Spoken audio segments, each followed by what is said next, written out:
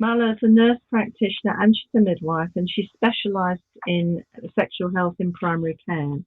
She's also edited a text for healthcare professionals on female genital mutilation, and she does have an interest in politics. And there's more about her on the web if you'd like to find out about Mala. But I'm going to not take any time from her presentation. So Mala, the screen is now yours.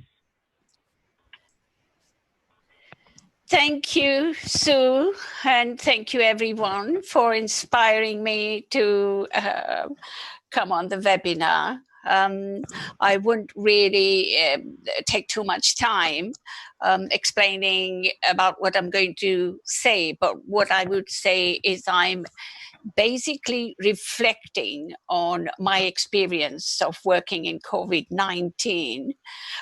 This is the hub in Harrow. This actually started on the first day of the lockdown, which really was the 24th of March. So I'm actually going to talk about that. So really, I wanted to say how we started the hub. The hub in my area, I mean, obviously there are hubs, all the hubs were all around UK, but the way we started hub here is we actually had a letter from the CCG commissioning a commissioner who actually asked all the health professionals who were around in Harrow to ask them if they wanted to come and join to start the hub. We obviously didn't know what we were going to be expecting from it, but basically it was about the link between the hospital and the GP practices. So the GPs would actually ring the hub to let them know that they were sending a patient. The patients would actually initially ring the GP, and because they were not doing any face-to-face consultation, they would actually be referred to the hub. The hub doctors would then ring the patient up. So this hub, the model that was actually set up by the Public Health England was there would be 2 doctors, 2 nurses, 2 escorts, and 2 receptionists. And the hub would run from 8 to 8. No one was allowed to do more than three-hour shift to start with. And this was really the link between the GPs and the hub, so that GPs didn't have to send their patients directly to the hospital. The doctors at the hub would assess the patients before they went to the hospital or treat them accordingly. So that the site that we had, the acute hospital we've got, is Northwick Park. So it was just basically making sure that there were not too many people going directly to the hospital. There were times that we would give oxygen therapy to the patients before they actually went to the hospital. A lot of them were given medication which we stocked, like antibiotics, asthma drugs, and we also had direct connection with the pharmacies, so we could write a script and they could use it. So really helping them to not have too many people going to the nearest hospital. We also were referred by 111 services. A lot of hub doctors would actually see the patients in the car park, so they didn't even have to come up And if there were patients who had come with their relatives, then the escort would only be able to bring the patient to the hub. So when the patients came, they would be wearing a mask, they'd be wearing an apron, and they would be given gloves at the same time. The escorts would be wearing it at the same time. They would be all scrubbed up.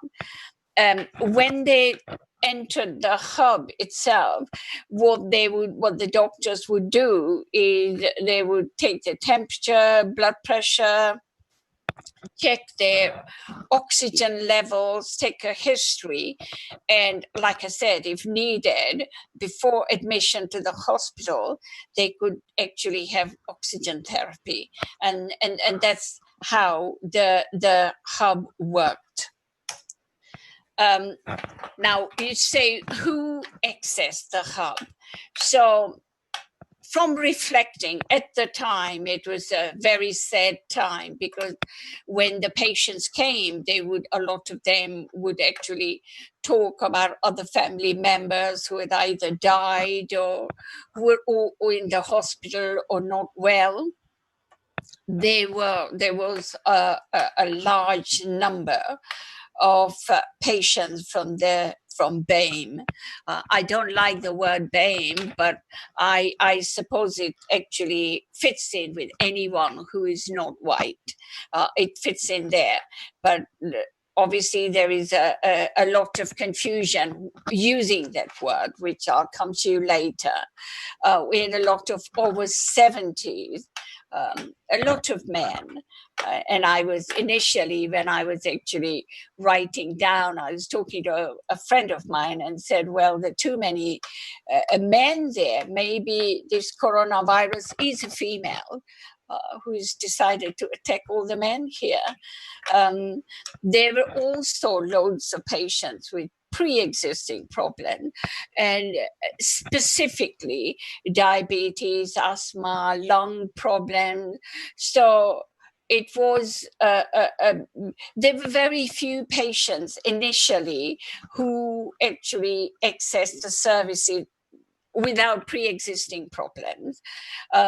We had a lot of patients who actually came because they had other family members within their extended families who were affected, and they really wanted to check it out. At this time, there was no testing at all. It was all symptomatic. And I guess we were all learning. So there were, when someone came and said, oh, I can't smell anything, or I can't taste anything. I think we were learning each day about what the symptoms were of COVID. Now, then we talk about the PPE. Now, I've got my own picture there, only so that it makes life easier. So initially, we started with just the basic mask. This is the testing. This is the car park where the patients would come and park their car, so that we would be able to see from the reception who is there, which car is waiting. And only patients who had cars could come here because their cars were the waiting area. So there was no waiting area. They had to sit there. So someone like me, if I was to go and see a patient, I would actually, you had a choice. All these things that I'm gowned up was all available, but it's up to you how much effort you want to make wearing it. I mean, there were loads of people who just wear a white apron and just a mask, and they'd be very happy. But you had the mask, you had the visor here, if you wanted to wear it. You had another plastic gown. You could wear the gown first, then wear your apron. You had your gloves. I'm not wearing a shoe cover, but there was shoe cover, and there's also plastic cap. So you could really gown up and do everything.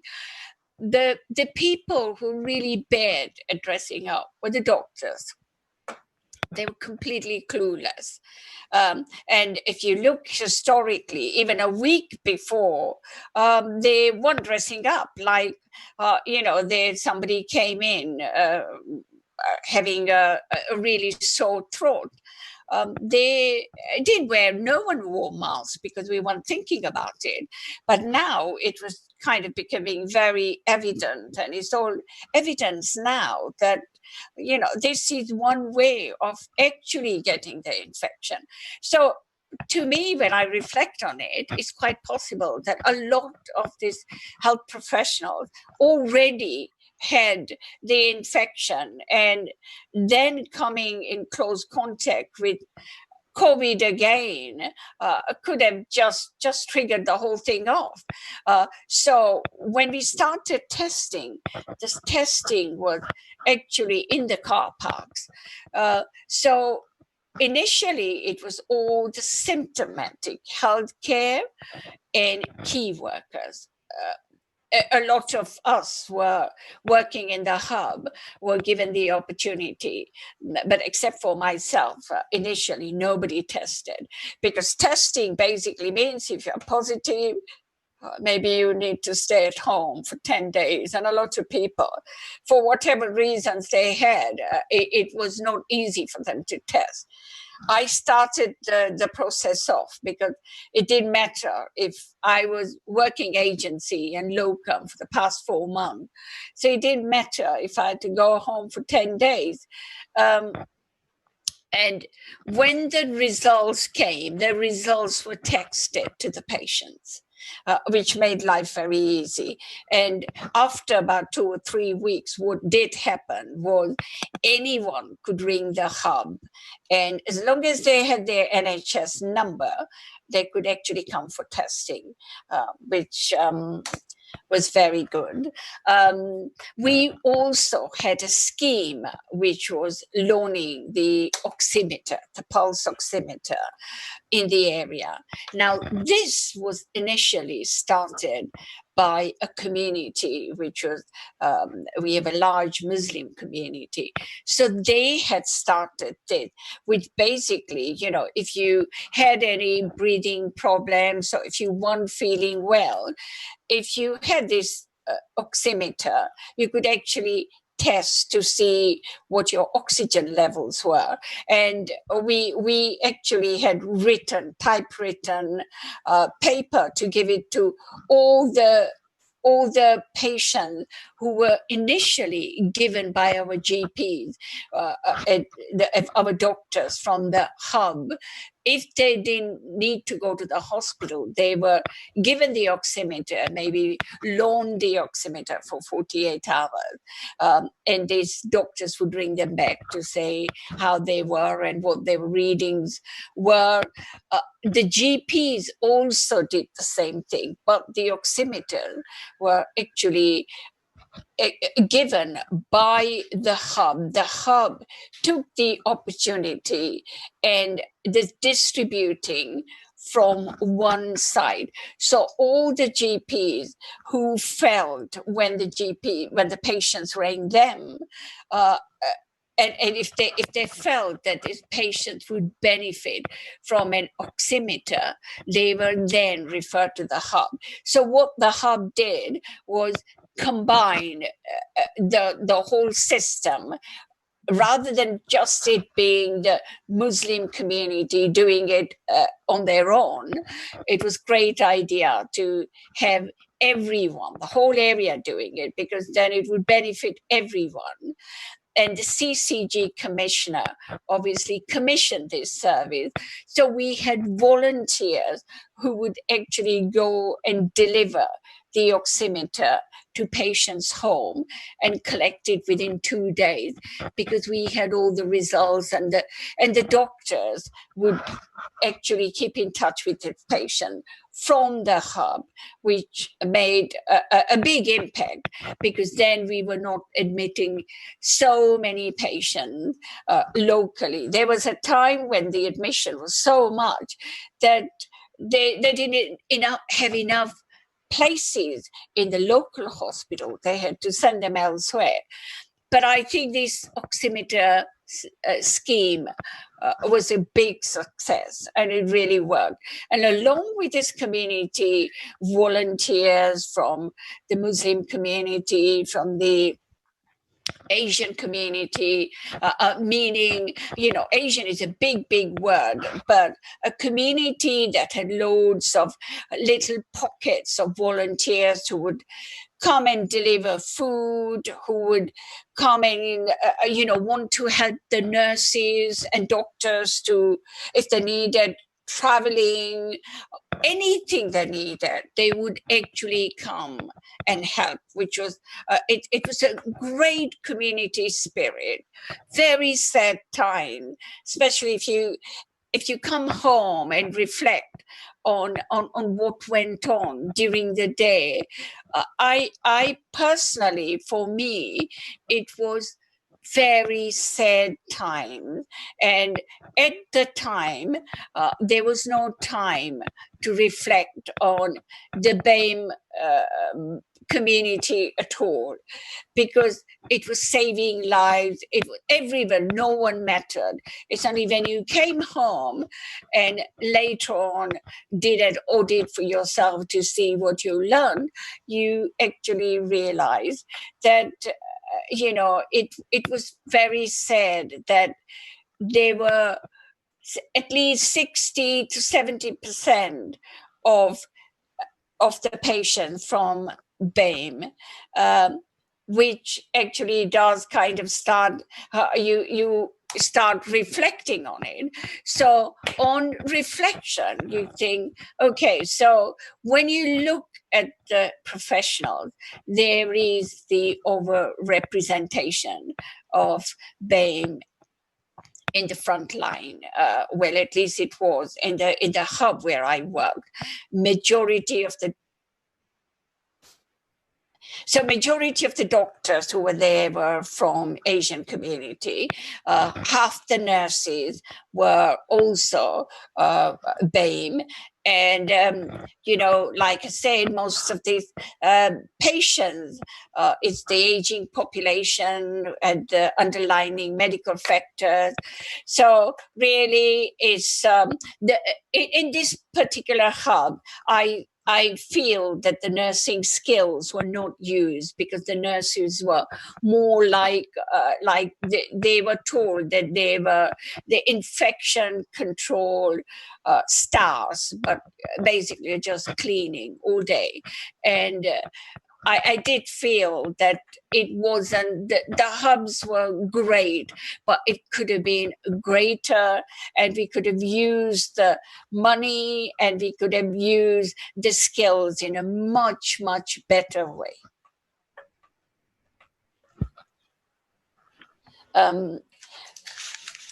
So I was actually looking at the future. So there are loads of projects that's online, and one of them that I was looking at was they're actually looking at someone who from the government who is actually going to look at different projects where there is a much more representation from BAME, and make some improvements, because right now, although I worked in a hub which was predominantly accessed by BAME, all the policymakers, all the managers there were no one from BAME, so they were all white. And although it might sound like, does it really matter? I think it does matter, because, when you're telling someone that you got to social distance because, you're living in a family with 6 other people, this is very cultural practices. among a lot of Asian families, even if they're not all living together and they've got 3 houses next to each other, you might find that they all get together to eat, or they all get together to pray. So I think it's a culture shift that maybe during this time it would have been more effective if there was someone explaining this in a clear form, because they live together doesn't always mean that there is deprivation. At the same time, we got the aging population, especially in Harrow. And we have a lot of nursing homes here too. So a lot of families have kind of really had good faith and put their elderly in the nursing homes, a lot of private homes too. But sadly, we've had loads of deaths where not even family members have been able to go. So this is something where we're actually learning. At one stage, we are actually talking about living together, and you know what, that could have been a very difficult time for social distancing, and sometimes it's a genuine problem where you have the grandparents living with you. And it is a smaller house, so but you're all living together. And I'm sure, with a better understanding of social distancing and how to actually maybe not sit together and eat, have different crockery for somebody who is already positive, because you can't suddenly change all these cultural practices or create new housing because they're all living together. They are positive, but obviously at this time of COVID-19, it has proved very negative because we don't know enough about it. And I think that's a really good place to kind of, it's not finishing the COVID story, but I think you're absolutely right. Thanks for watching this video from the Maternity and Midwifery Forum. For more expert opinion and analysis, hit the button below to subscribe.